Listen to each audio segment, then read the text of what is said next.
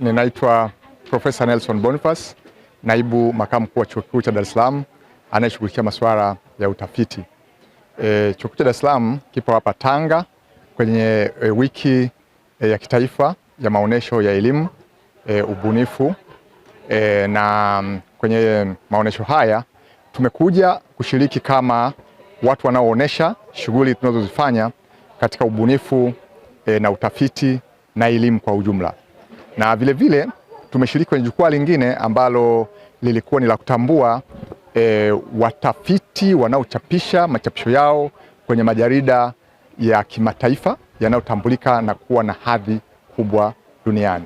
Chuo Kikuu cha Dar es Salaam kinajivunia sana ubora wa machapisho yake, na siku ya leo zaidi ya wachapishaji 14 karibia wamepata tuzo leo, na ukiziangalia tuzo hizo zinaakisi ubora wa machapisho ndani ya Chuo Kikuu cha Dar es Salaam, kwa maana asilimia 52 ya wachapishaji wa Chuo Kikuu cha Dar es Salaam wanachapisha kwenye majarida makubwa yanayoitwa Q1 ya Elsevier ama Web of Science au Scopus kwa namna hiyo.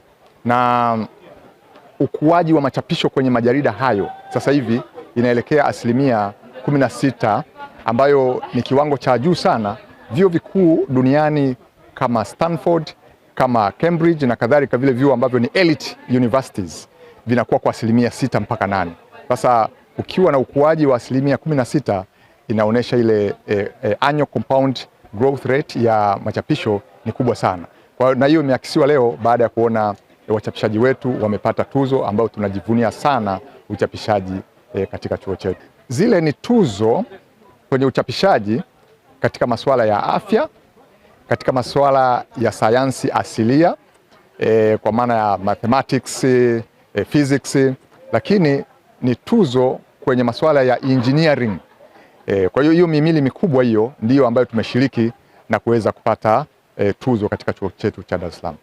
Tunapoandaa sera zetu na mpango mkakati ambao unaakisi dira ya nchi yetu, tunalenga vile vipaumbele kwamba dira inataka nini.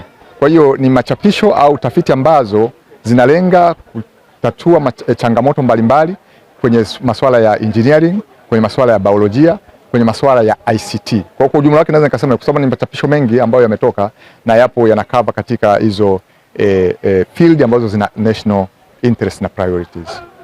Ninaitwa Profesa Nelson Boniface, naibu makamu mkuu wa Chuo Kikuu cha Dar es Salaam anayeshughulikia masuala ya utafiti.